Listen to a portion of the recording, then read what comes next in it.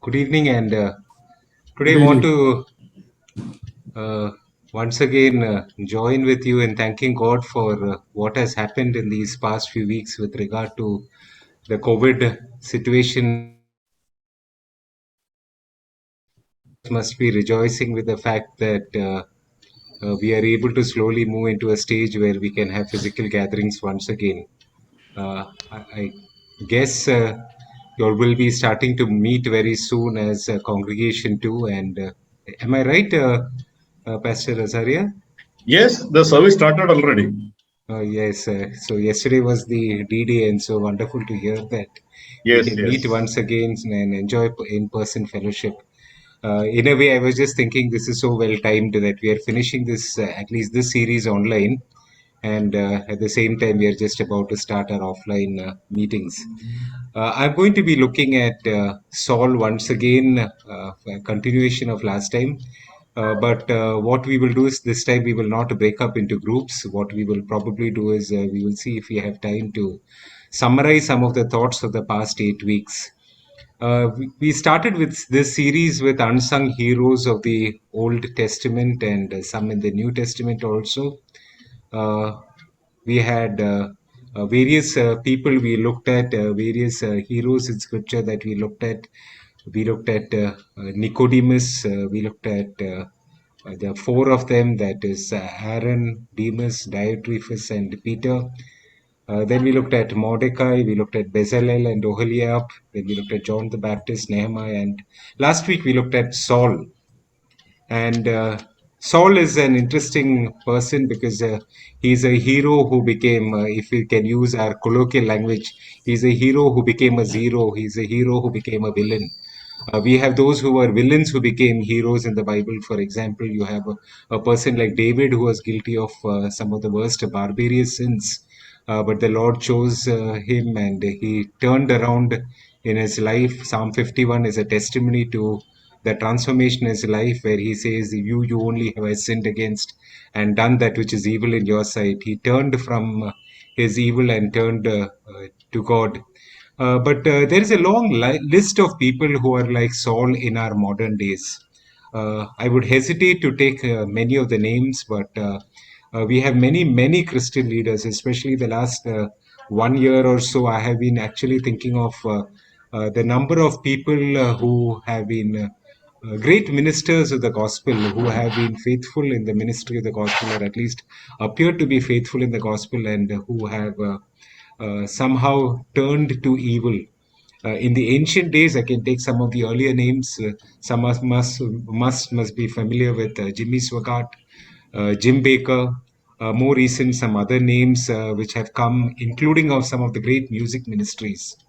So, in the shadow of what we see happening around us, we need to look at the life of a person like Saul and see what is the lesson we can learn from a biblical character. We cannot analyze our contemporaries, but God has given us His word, God has given us a biography of His people, and what is it that we can learn so that we not only start well, but we finish well. I've often said this many disciples of Jesus start well, but the important aspect is also to be able to finish well, like Paul in his last letter to Timothy. 2 Timothy chapter 4, he says, I have run the race, I have finished the course, now there is kept up for me the crown of righteousness. He says, I have run the race, I have finished the course. Last week we looked at Saul and we looked at a number of positive things about Saul. We were mainly within 1 Samuel chapter 8, chapter 9, chapter 10. This week we are going to be looking at the other aspects of Saul, which begin a little later from chapter 12 onwards, actually, chapter 13 onwards. So, up to chapter 10, we see a lot of positive aspects about this man, Saul, who was chosen by God to be the first king of Israel. We find that Saul was a naturally privileged person. He not only was from the tribe of Benjamin, he was a handsome young man, a tall young man, good looking. And we saw that it was God who chose him to be king. He was not just king out of an election that the people conducted, but it was God who chose him to be the king. And when you look at him personally, he was, in his heart, he was a humble person. He had no ambition. Even though he was anointed to be king, we find that he does not think that he was the one who was should have been shortlisted to be the king of Israel. He had no ambition. He was also a person who shied away from the public gaze. When they announced his name as the one that God has anointed to be the king over Israel, we find that he actually hides from the public gaze. And of course, in those days, you couldn't switch off the camera. What he did was he went and hid behind the baggage. In the online world, we have used to a pattern of hiding from the public gaze by just switching off our cameras. It's just a button away. But he couldn't do that, so he hid among the baggage. And yet the Lord tells the people of Israel where he is, and he's announced to be the king. And then we find that he's also a person for whom humility was personified. We come to chapter 11, and we are going to see again one more positive aspect of Saul before we look at what happens to him subsequently in his life. So we can see a man naturally endowed, chosen by the Lord to be king, humble in heart, no personal ambition, no desire for great publicity. And in chapter 11, we find that there is war. There is the Ammonite king, Nahash, who goes and besieges the land of Jabesh Gilead. And Saul wins a great victory over them. And after he wins a victory over them, in First Samuel chapter 11, verse 12, we see the people said to Samuel, "Who was it that asked, 'Shall Saul reign over us?' Turn these men over to us so that we may put them to death." After Saul had won this great victory, so here is the first chance that Saul is getting to prove himself in the public space. And he has taken on the Ammonites, he has roundly defeated them, and now those who were his supporters are now asking a question: who are those who opposed Saul? Turn them over to us, let us put them to death. This is not unusual. Enemies of a king or a king who was just crowned would oftentimes, almost always, be put to death as soon as a person ascends to the kingship.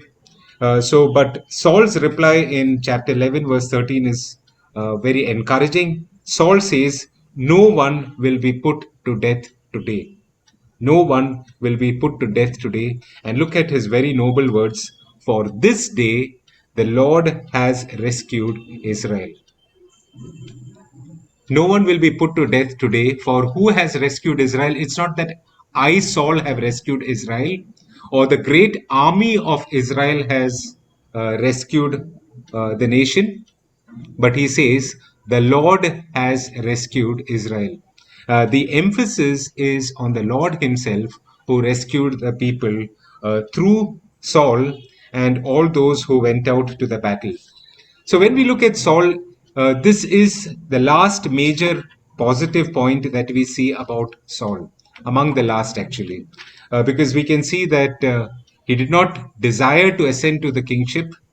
The Lord anoints him, and when he is tested, he proves his mettle, and proves himself to be a person who trusts God. First King chapter 12 is, you can see that Saul is now turning over the authority of the kingdom to Samuel is turning over the authority of the kingdom to Saul. Uh, the people have had the verification that Saul is suited to be the king. And in First Samuel chapter 12, Samuel is now, he has already anointed Saul, but he's formally transferring authority to Saul. Now, chapter 13 begins with an introduction to the reign of Saul. Chapter 13 begins by saying, Saul was 30 years old when he became king, and he reigned over Israel 42 years. So we can see he's relatively young when he started reigning as a king. He was 30 years old when he became the king, and he reigned over Israel 42 years. Why we know that this is the indication of the beginning of the reign? As has been earlier pointed out, every time a king was appointed, we find that the writer of the Old Testament accounts used to point out the turn of events where the person has become king, the period of the reign, and whether the period was a good period or a bad period. Now, soon after that, we see that most kings in those days spent much of their time in war. We see that there was war at that time, and there were 3,000 men with Saul, uh, out of which 2,000 men were personally with Saul, and 1,000 were with Jonathan. So the 3,000 were divided into two groups. 2,000 were with Saul, and 1,000 were with Jonathan. Now, throughout the reign of Saul, we have to keep in mind that though in chapter 11 we see that Saul has war with the Ammonites, the biggest enemy that Saul had during his entire reign was the Philistines. So when you turn page after page to look at the story of Saul, you will find that his primary enemy was the Philistines. And in chapter 13, we can find that the enemy, the Philistines, still continue to be their enemies. And there were these 3,000 men with Saul and Jonathan. I'm going to read 1 Samuel chapter 13, verses 3 and 4. 1 Samuel chapter 13, verses 3 and 4. Jonathan attacked the Philistine outpost at Geba, and the Philistines heard about it. Then Saul had the trumpet blown throughout the land and said, "Let the Hebrews hear." So all Israel heard the news. Saul has attacked the Philistine outpost, and now Israel has become obnoxious to the Philistines. We can find that now this is not the early part of his reign, because Saul was only 30 years when he became king. It would be a few years into his reign that we have Saul, his son Jonathan, attacking outpost of the Philistines. And what we find in soon after the attack is that Saul blows a trumpet and says, "Put it up on Twitter, put it up on Facebook, put it up on Instagram. Let all the people of Israel hear." What should they hear? Verse 4. Saul has attacked the Philistine outpost, and now Israel has become obnoxious to the Philistines. You can see a slight twist over here. What is the twist over here? Who is it that attacked the Philistine outpost? It is Jonathan. It is Jonathan who has attacked the Philistine outpost, though a big picture would have been if it were to say that Saul has attacked the Philistines, in that case, or Israel has attacked the Philistines. But that raid that Jonathan made, he's taking direct credit for that raid that Jonathan made. The 1,000 men that were with Jonathan made a raid on an outpost, and Saul has announced to the Hebrews. Verse 3 says, "Let the Hebrews hear." He's announcing it to the people of Israel. What is he announcing? Saul has attacked the Philistine outpost. So we can see here a desire for credit coming into Saul's life. He is not happy to pass the credit to Jonathan. He would rather take the credit for himself. He's turning the attention to himself. Now, if you remember in chapter 11, when he won that war against the Ammonites, he was very clear when he said, "The Lord has rescued Israel." That is why we went to chapter 11 before we came here. There we see that the Lord had rescued Israel. But here now he is saying, Saul has attacked the Philistines outpost, and now Israel has become obnoxious. He's not saying the Lord has given victory to the Israelites, but he's saying Saul has attacked, not Jonathan has attacked, in which case it would even be data wise factual. Much later in 1 Samuel chapter 18, verses 6 to 9, this is much after the anointing of David as king. Then David has, in chapter 17, he has defeated Goliath, and David has come out victorious after killing Goliath. And then in chapter 18, we find that now David is part of his regular army. And chapter 18, verses 6 to 9, 1 Samuel chapter 18, verses 6 to 9. When the men were returning home after David had killed the Philistines, the women came out from the towns of Israel to meet King Saul with singing and dancing, with joyful songs and with timbrels and lyres. As they danced, they sang, Saul has slain his thousands, and David his tens of thousands. Saul was very angry. This refrain displeased him greatly. They have credited David with tens of thousands, he thought, but me with only thousands. What more can he get but the kingdom? And from that time on, Saul kept a close eye on David. So in chapter 13, we see it is his son Jonathan who has attacked a Philistine outpost. Saul takes the credit and says that Saul has attacked the Philistines. Here, after they return from war, the women are going out with joyful song because of the great victory of the people of Israel. And as they dance and rejoice in this victory celebration, they sing a song, I would say unwisely, saying that Saul has slain his thousands and David his tens of thousands. To me, it seems like a natural reaction that Saul was jealous. It says Saul was angry, it displeased him, and they credited him. He was sad that they credited David with tens of thousands and Saul only with thousands. In his mind, he is the king of Israel. It is under his name and his authority that the people of Israel, the soldiers of Israel, have gone out to war. And the war has been fought and won. And the credit of the victory should entirely be his. The credit for this should not go to anyone but to himself.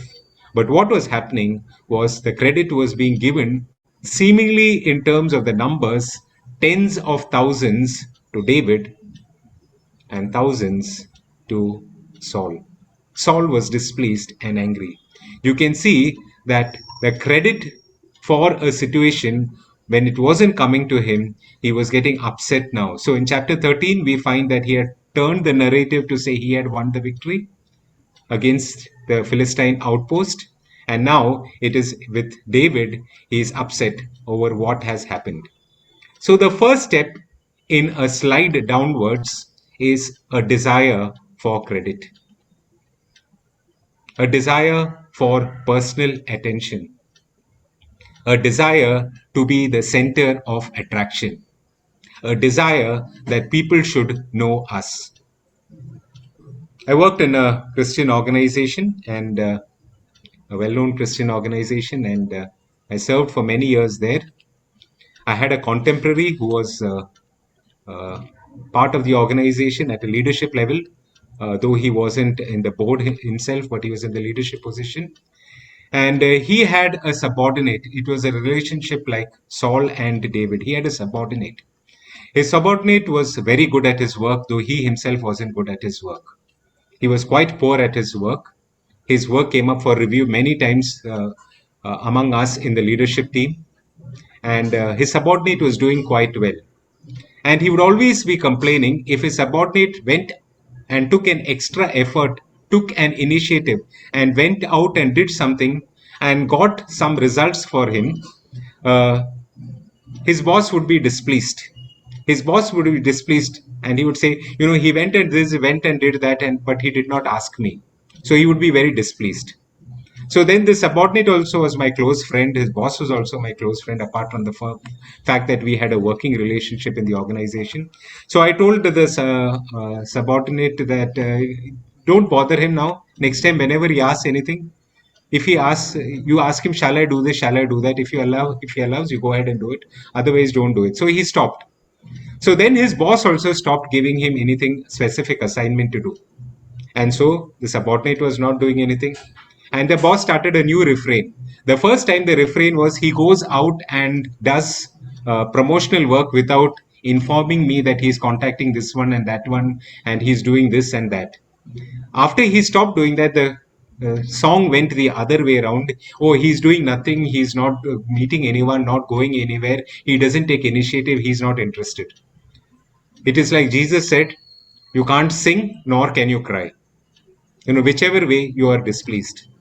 So one day I sat with the boss and I asked him, don't you realize that this person whom you're complaining about, give him the freedom. He's a person with a lot of potential. He has a lot of initiative himself. He takes a lot of interest in the work by himself. Give him a free hand. Don't try to rein him in. Because keep in mind that whatever he does, anytime he does good, ultimately the credit comes to you and your department. Why don't you realize that you should give him a free hand? Let him go out. People will appreciate that he does hard work, but at the same time, the credit will come to you and to your department. Cutting the long story short, this boss went to the point where he did everything in his effort to get rid of the subordinate from the organization because he found him to be a threat to himself. Now, why am I saying this story? Because the story of Saul and David is not a one time story. It happens all the time. We are not happy if those around us do well. We want to get the credit for ourselves at all times. Even if it be our own son Jonathan, we would not like to give the credit to Jonathan. We would like to take the credit for ourselves. Even if it be a great soldier like David who was able to defeat Goliath, whom none of the army of Israel was willing to face, yet Saul is displeased and is angry because he gets credit. He does not seem to realize that the victory was ultimately of the people of Israel. The victory was also of King Saul. The desire for credit. That's the first thing we need to watch out for. A desire for credit. Then in 1 Samuel chapter 13, we are going back a few pages, back to where we were. We find that in 1 Samuel chapter 13, that some people of Israel had gone over and fought, and Saul offers a sacrifice. And Saul offers up a burnt offering, and it was not his responsibility to offer the burnt offering. As we know, the king was not supposed to be the one making the offering. It was supposed to be his prophet or the priest who was supposed to be making the offerings. That is very clearly specified in the book of Leviticus. Yet we see that Saul went ahead and offered a sacrifice. And because he offered the sacrifice, because Samuel did not seem to reach on time, Samuel arrives a little late. And when he finishes making the offering, Samuel arrives. I'm reading from 1 Samuel chapter 13, verse 7 onwards. 1 Samuel chapter 13, verse 7. Some Hebrews even crossed the Jordan to the land of Gad and Gilead. Saul remained in Gilgal, and all the troops with him were quaking with fear. He waited for 7 days, the time set by Samuel. But Samuel did not come to Gilgal, and Saul's men began to scatter. So he said, bring me the burnt offering and the fellowship offerings. And Saul offered up the burnt offering. Just as he finished making the offering, Samuel arrived, and Saul went out to greet him. 1 Samuel chapter 13, I'm reading verse 11. What have you done? Asked Samuel. Saul replied, when I saw that the men were scattering, and that you did not come at the set time, and the Philistines were assembling at Michmash, I thought, now the Philistines will come down against me at Gilgal, and I have not sought the Lord's favor. So I felt compelled to offer the burnt offering. You have done a foolish thing, Samuel said. You have not kept the command your God gave you. If you had, he would have established your kingdom over Israel for all time. Now, in verse 11, when you see, Samuel is asking the question to Saul. You offered this offering. What have you done? And look at Saul's reply. It is factually very correct. Look at Saul's reply. Factually very correct. The men were scattering. That's the first reason he gives. Isn't it true? We can see just a few verses before that. In verse 8, the men were scattering. So that was a factual statement that he makes in verse 11. The men were scattering. The second reason he gives is, you did not come at the appointed time. Okay, so you can see again the same thing, that Samuel In verse 8, he waited 7 days, the time set by Samuel, but Samuel did not come. So he did not come at the appointed time. So the first reason is the men were scattering, factually correct. You did not come at this set time, factually correct. And the Philistines were assembling at Michmash. So you can see that the army of the Philistines are camping at Michmash, ready to make battle. So there are three facts that he presents to Samuel. And then in verse 12, he says, in view of these three facts that the men were scattering, the enemy was prepared, and you hadn't come on time, I thought, now the Philistines will come down against me at Gilgal, and I have not sought the Lord's favor. So I felt compelled to offer the burnt offering. So you can see three factual pieces of data. What are the three factual pieces of data? My men are going, my enemy is building up, you have not come on time. I want to seek the Lord's favor, and so I felt compelled to offer the burnt offering. But then Samuel's reply in verse 13 is very instructive to us. You have done a foolish thing, Samuel said. You have not kept the command the Lord your God gave you. You have not kept the command the Lord your God gave you. He says, you have done a foolish thing. You have not kept the command the Lord your God gave you. He had a false religiosity. That's the second weakness we see about Saul. The first weakness we saw was that he was a person who desired credit for himself. The second is fake religion, false religiosity. He wants to have all the rituals seemingly of a belief, but obedience of the heart was lacking. In 1 Samuel chapter 15, this is not in the same context, but Samuel tells Saul this in chapter 15, verse 22. Does the Lord delight in burnt offerings and sacrifices as much as in obeying the Lord? Does the Lord delight in burnt offerings and sacrifices as much as in obeying the Lord? To obey is better than sacrifice. To obey is better than sacrifice. False religiosity. Two things we need to examine ourselves at this point. The first is, are we people who desire credit, desire attention, desire to be the center of focus? The second thing we need to examine ourselves is, do we have a false religiosity, a fake religion? Are we obedient to God from the heart in every aspect of our life? Or are we putting on a mask of false religiosity? False religion is offering burnt offerings, making sacrifices, but not obeying the Lord from the heart. I last week also talked about the 7 deadly sins. I hope I'm able to help us memorize it in PAL eggs, PALEGGS. How are we with pride? Even it can be religious pride. A pride that I have my quiet time every day, I pray daily, I go to church regularly, I read my Bible regularly, I sing in the choir, I'm involved in the youth group, I teach in Sunday school. We can have a lot of false religiosity in all of this. There is the possibility of pride. We need to see that we are warning ourselves all the time against a false religion, a fake religion. What about anger? How are we with regard to patience and controlling our temper? Are we impatient people?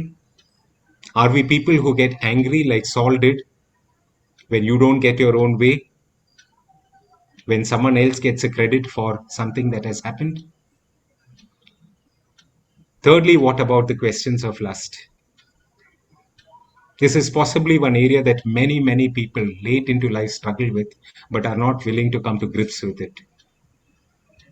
The area of sexual lust. Are we keeping ourselves clean? That's PAL. Then envy. Are we envious of others? Are we envious of others who have more than us? Maybe in terms of wealth, maybe in terms of education, maybe in terms of position. Maybe even in terms of influence. Are we envious of others? Are we envious of others who seem to have a better spiritual life than us?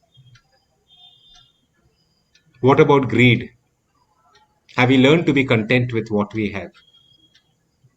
Or are we always trying to get more and more and more? Gluttony.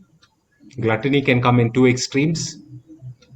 One is the extreme of excess, and the other is the extreme of denying ourselves our basic nutrition. What about sloth? We think of sloth only as laziness, but sloth is more than laziness. Sloth is living life without a purpose. Sloth is leisure is right, rest is right. God is the one who ordained rest. He rested on the seventh day. He expects us to rest. But sloth is not purposeful leisure or rest. Sloth is aimlessness and purposelessness in life. How are we doing with our relationship with God? Is there false religion or true religion of the heart? Are we making all the public expressions of faith but not willing to look at our inner heart, the condition of our heart? Let's come to the third aspect that we see about Saul. So we last week focused on Saul, on how we found him to be a humble person, a person physically endowed, a person anointed by the Lord. And this week we are seeing his slide beginning with his desire for credit, the false religion. And the third thing that we see about him is in 1 Samuel chapter 14. I'm not going to do all the chapters in detail. I'll just give a quick overview of a bit of chapter 14. In chapter 14, Jonathan has attacked the Philistines, and he has won a great victory for Israel on that day. And Saul also was part of the attack from another area. And Saul, again, you can see this aspect of false religiosity from Saul. Saul instructs the people of Israel and he declares a fast. He declares a fast, but this declaration of the fast is not known to Jonathan or those who were with Jonathan. So Jonathan happens to have some honey which he saw, and the honey refreshed. And soon after that, when the war was over and they wanted to continue pursuing the Philistines in the night, they seek the Lord. And when they seek the Lord, uh, no reply comes from the Lord. There is silence from the Lord. The Lord is not answering whether they need to pursue the Philistines some more. And Saul is sure now that someone in Israel has sinned. And so he says in 1 Samuel chapter 14, verse 38, he says, or verse 39, as surely as the Lord who rescues Israel live, even if the guilt lies with my son Saul Jonathan, he must die. Now, he did not know what Jonathan had done at this point of time, but he's saying, whoever is guilty of sinning against the Lord will die. So then there is this casting of lots to find out who has sinned. So on one side is Saul and Jonathan, and on the other side is the entire army of Israel. And the lot falls for Jonathan and Saul. And then a lot is cast between Jonathan and Saul. And the lot falls on Jonathan. And then he asks Jonathan, what did you do? Jonathan says, I tasted a little honey from the end of the staff, but I must die. That is 1 Samuel chapter 44, verse 43. 1 Samuel chapter 14, verse 43. I'm so sorry. 1 Samuel chapter 14, verse 43. I tasted a little honey with the end of my staff, and now I must die. And Saul says in verse 44, may God deal with me, be it ever so severely, if you do not die, Jonathan. He is ruthlessly selfish. No compassion on his part, no grief that it is his own son, the son who would ascend to the throne after him, according to his understanding at least. But he is willing to sacrifice Jonathan, saying, may God deal with me, be it ever so severely, if you do not die. But then we notice that it is the men of Israel who says to Saul, no, Jonathan will not die. He is the one who brought this great deliverance upon Israel. Not a hair from his head will fall. So the men rescued Jonathan. So the third thing that we see about him is that he was ruthlessly selfish. He was ruthlessly, he did not seem to have any grief. He did not seem to have any sense of sadness that he was ordering his own son to be sacrificed because of a curse he had foolishly put upon the people of Israel. Remember, this is not an instruction from the Lord, it is a choice that Saul made, which Jonathan was unaware of, but yet he put the curse upon Jonathan. And then we move on from there. So we see that he was ruthlessly selfish. So the desire for credit, the false religion, his ruthless selfishness. And then in chapter 15, God sends Saul out on a mission. He sends him on a mission to destroy the Amalekites.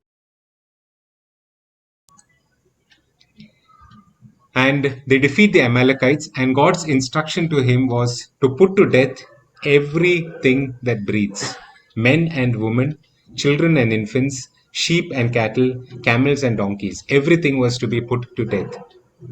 1 Samuel chapter 15 verse 9. After they defeat the Amalekites, chapter 15, 1 Samuel chapter 15 verse 9, Saul and the army spared Agag and the best of the sheep and cattle, the fat calves and lambs, everything that was good. These they were unwilling to destroy completely, but everything that was despised and weak, they totally destroyed. What did they do? Did they follow the command of the Lord? Now we found earlier in chapter 13 itself that he was not scrupulous in following the command of the Lord. He had his own sense of religion, his own idea of religiosity. And here, when he is given a specific instruction, he does not fulfill it. What he does is an act of greed that has set in. What is he doing? He keeps aside not just some of the cattle and the sheep and the calves and the lambs. He says, the best of the sheep and cattle, the fat calves and the lambs, everything that was good, Saul and his army set aside. They were unwilling, it says, to destroy them completely. But everything that was despised and weak, they totally destroyed. So only what they found was worthless, they destroyed.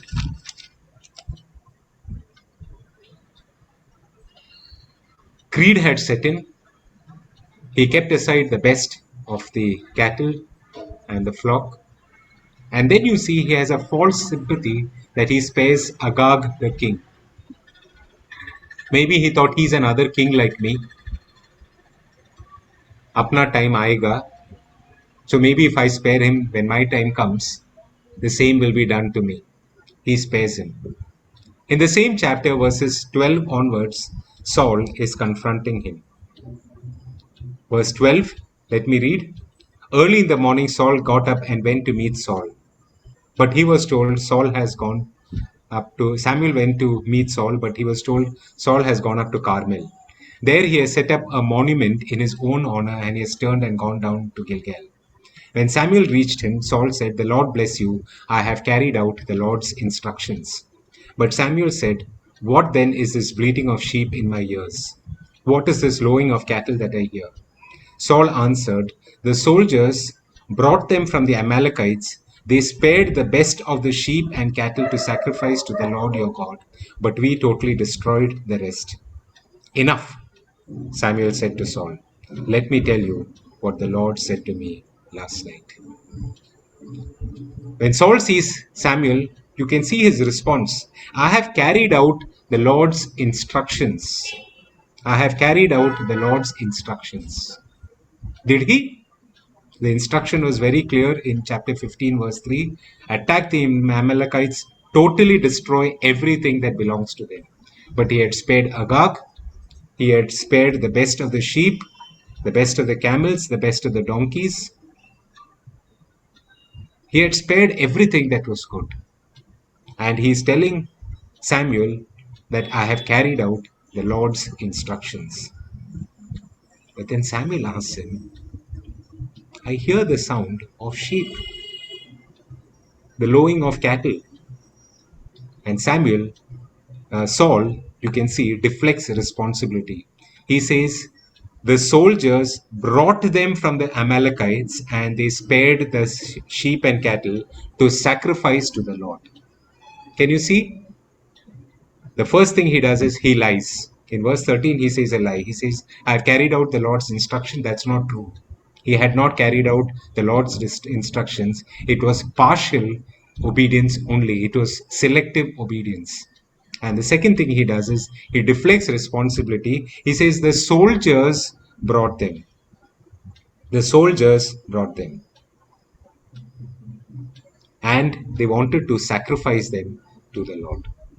So he deflects responsibility. And then in verse 15, you'll notice some very interesting use of words. Why did they keep it aside for sacrifice? To sacrifice to the Lord your God.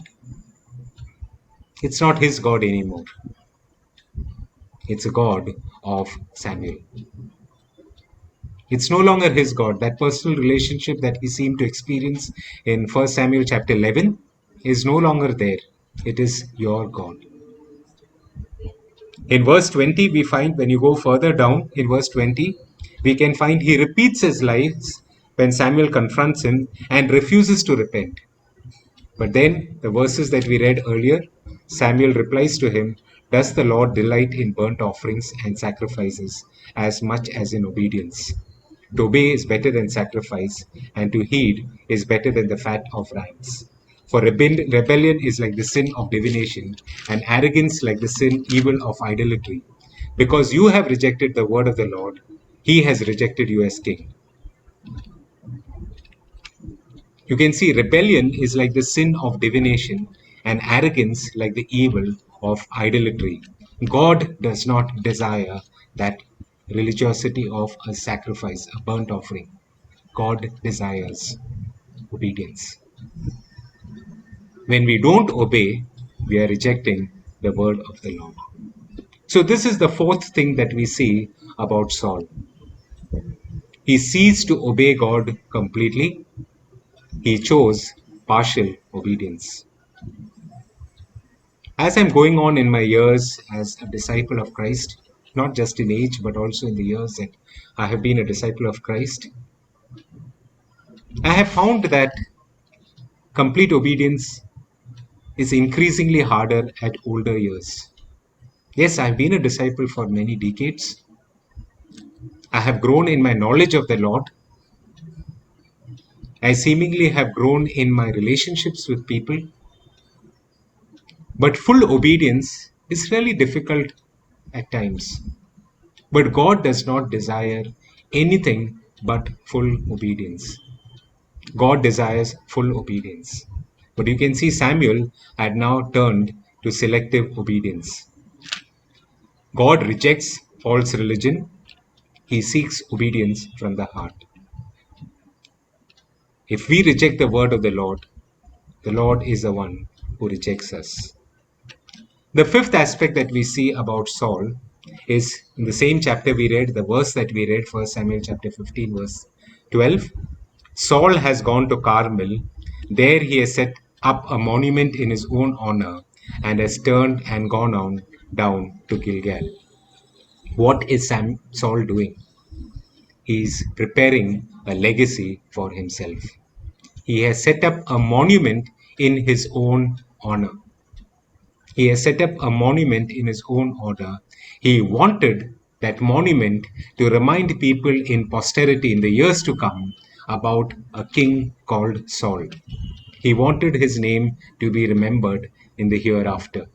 And so he set up a monument for himself. He was concerned about his legacy. He was concerned that people not forget him, that people remember that there was a man called Saul and that he was the first king of Israel. And the last aspect that we see, we can't read all the passages, but most of us, I'm sure, are familiar with all of it. The last thing that we see about him is he is jealous. Jealous of David. We already saw one aspect of it in chapter 18 when the women dance and sing of Saul's thousands and David's 10,000s. You can see jealousy coming. But then you can see that the jealousy does not stop over there. It goes to the extent of him wanting to pursue David, and finally he wanted to kill him. Even when David had spared his life, when he had the opportunity to take his life. An intense jealousy. I want us to take a few moments as we look at a person like Saul, who began well, but seemed to slide downwards, a steep slide, a slide where he reaches a place where there was complete disobedience, where he even seeks a medium to the end of his life, which God had prohibited.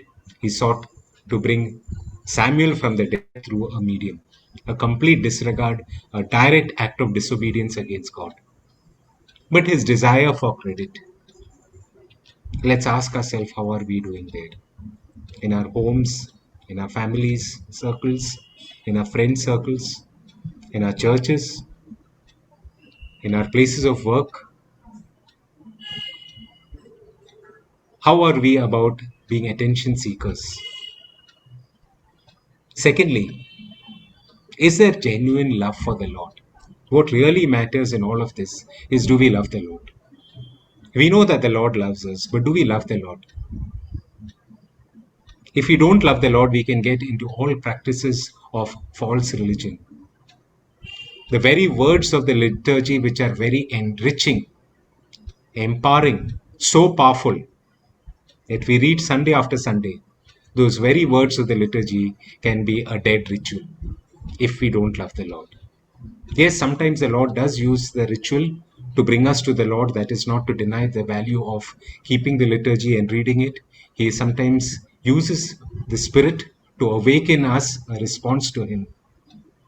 But is there false religion? What about selfishness? Are we looking out for ourselves only at all times? Then the questions of obedience, partial obedience, selective obedience, obedience to those aspects of life that we are comfortable with, but not obedient to the areas of life which may be challenging to us, concerned about our legacy, how will people remember us and think of us, and finally, jealousy.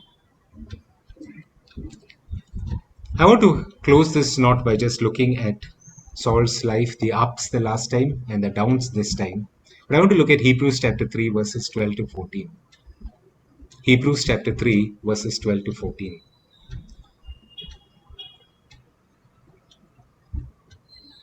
Hebrews 3, verse 12. See to it. Hebrews chapter 3, verse 12.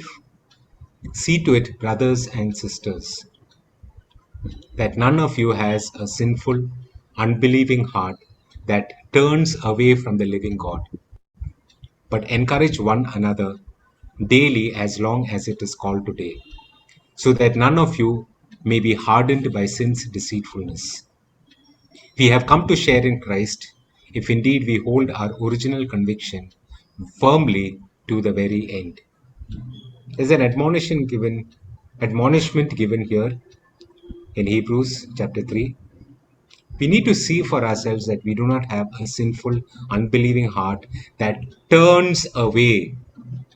Repentance is turning to the Lord, but the danger of turning away from the Lord. When we come to Christ, we repented and we turned to the Lord. Metanoia. But we can turn away from the living God. That's what he wants in verse 13.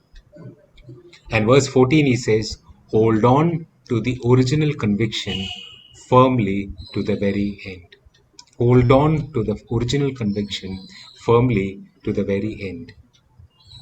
We should not be hardened, he says in verse 13, by sin's deceitfulness. As we end this series, I want to give each of us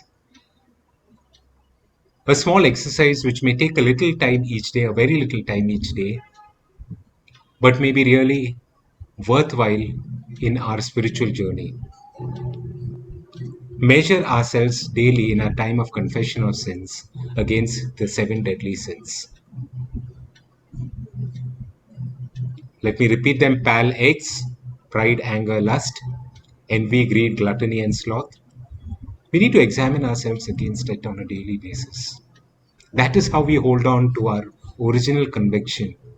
That is how we ensure that sin does not deceitfully take us away. We should not forget our original conviction. We need to know that we are following a living God who gives us a life in abundance.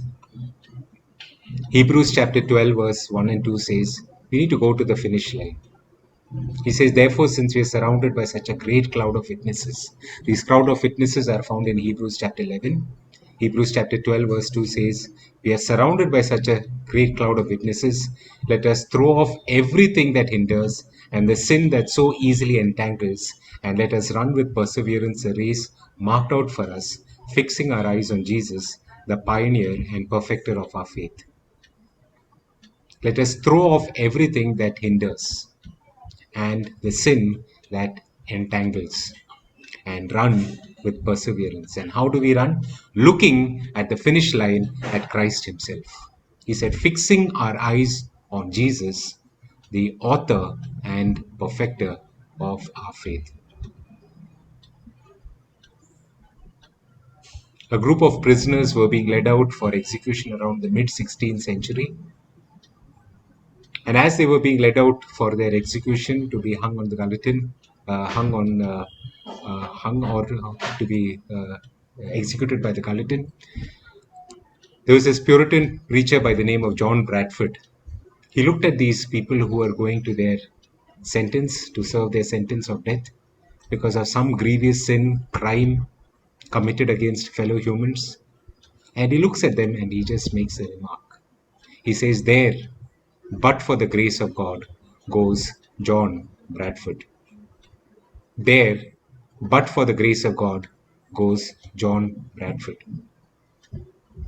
I think the same holds for us.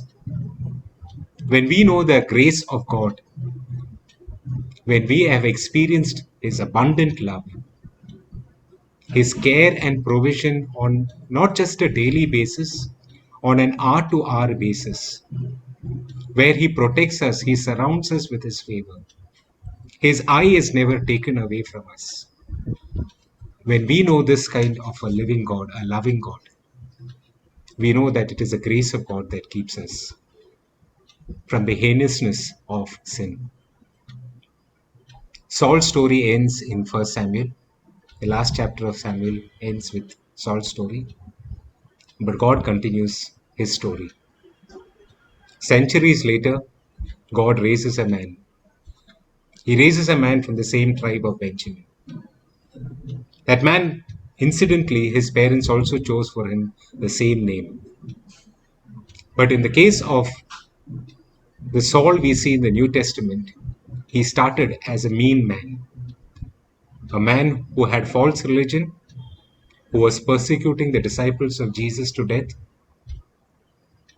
but he had an encounter with God. And in that encounter with God, he is transformed. He is transformed to become the Paul of the New Testament. We could have become mean, petty, small, with false religion. But the second Saul gives us hope that God finds Pauls in our lives. I think even as I end, I want to touch upon the question that was shared by Mr. Ranjan Kelkar last week.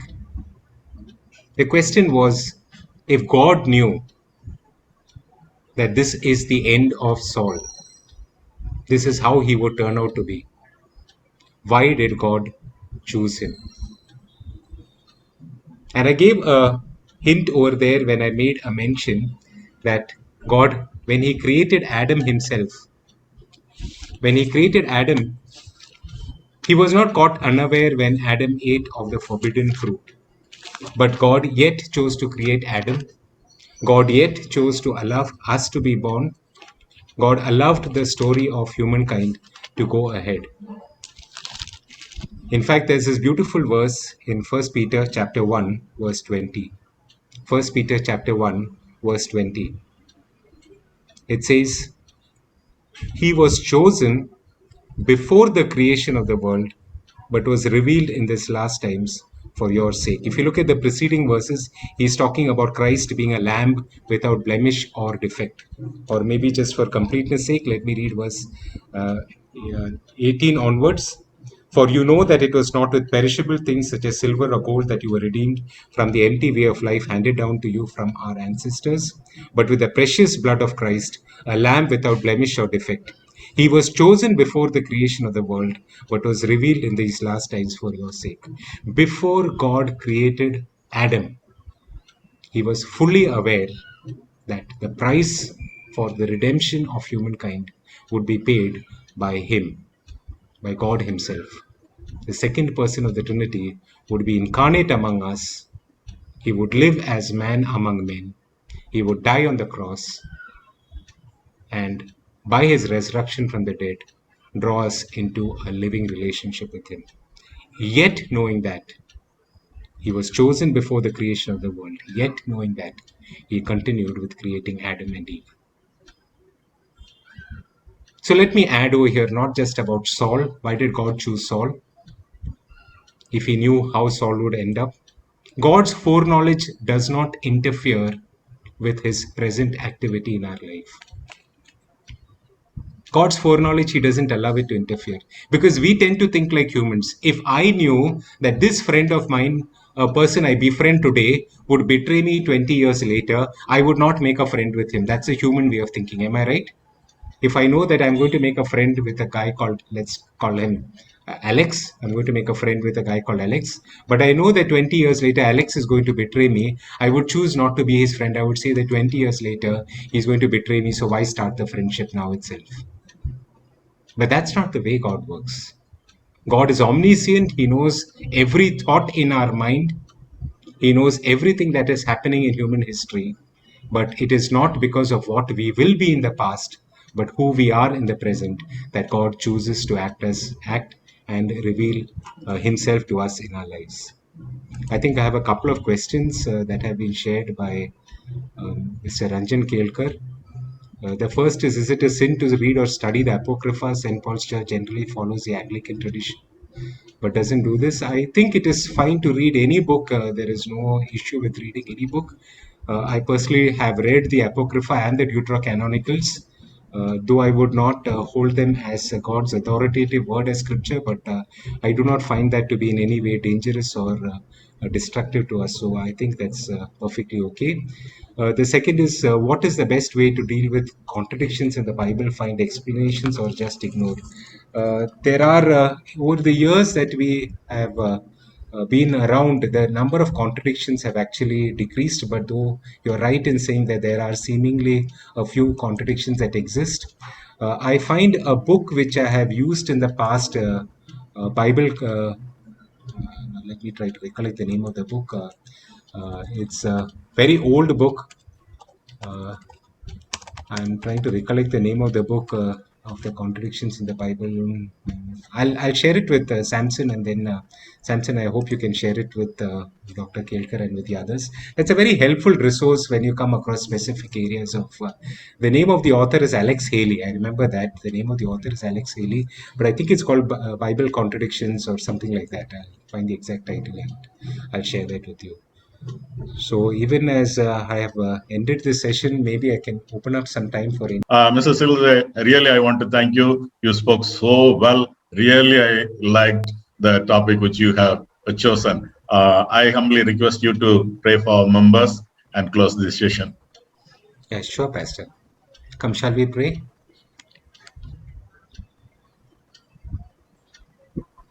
Let's take a few moments to just still our hearts and our souls to allow the Spirit to speak to us and minister to us.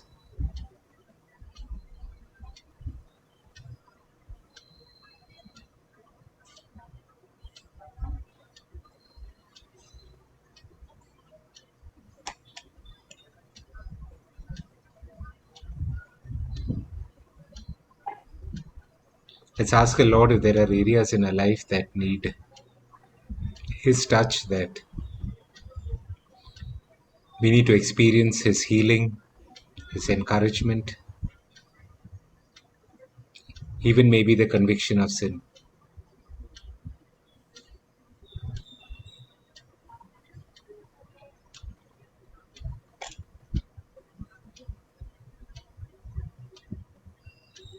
Father, we want to thank you at this time that you enabled us to gather together these many weeks together to look through your word, to know that you are speaking to each of us from your word, and that your word is living and active. It is a two-edged sword. It divides between soul and marrow, and it's able to judge our thoughts and actions, Lord. Lord, we want to pray, Lord, that you will build a community of people as you have been doing in the past, of those who love and worship you, Lord, with their heart, soul, mind, and strength in St. Paul's. We want to thank you, Lord, for the work you're doing through Pastor Azaria. We want to thank you for the pastoral committee. We want to thank you for all those who are playing leadership roles in different ministries of the church. We want to pray, Lord, that your grace will be in abundant measure upon each of the members of this church, Lord. We want to pray, Lord, that even as physical regathering has started, and as we meet together to learn from your word, to worship you, to sing songs together, Lord. We want to pray that at this time that you will protect us from all illnesses, all harms and dangers, keep us united, help us to seek your glory at all times. We want to thank you, Lord, for the lessons we've learned from the various individuals that you have given us so honestly in your word, Lord. We pray that what we have learned, Lord, you will bring to our remembrance at the appropriate time as your Holy Spirit has promised to do so. We want to thank you for this entire church, and we pray that this will continue to be a place where Christ is honored and Christ is glorified, Lord. We want to commit this evening and this weekend into your hands. Thanking you in Jesus' name we pray. Amen. Amen. Shall we all join together in the Lord's Prayer? Our Father, who art in heaven, hallowed be thy name. Thy kingdom come, thy will be done in earth as it is in heaven. Give us this day our daily bread, and forgive our trespasses as we forgive those who trespass against us. And lead us not into temptation, but deliver us from evil. For thine is the kingdom, the power, and the glory, forever and ever. Amen. Now may the grace of our Lord Jesus Christ, the love of Father, and the fellowship of the Holy Spirit be with us all now and forevermore. Amen. God bless you all. Thank you so much, friends, for joining with us for the past 8 weeks. I am sure all of you are blessed. In the days to come, we'll have a session again. We'll study the Bible in a very, very deep manner, so that in the days to come, we will not have any doubts like this. Thank you. God bless you. Good night. Thank you. Thank you. Thank you. Cyril. Thank you, Cyril. all. Thank you, Bye, Cyril. everybody. Thank you. God Thank bless you, Cyril. Bye. Thank you, for your Thanks. ministry. Thank you, Pastor. Thank you. Night. Thank you. Good night. Good night. Bye, everybody. Good night, Cyril. Any more questions that you may have?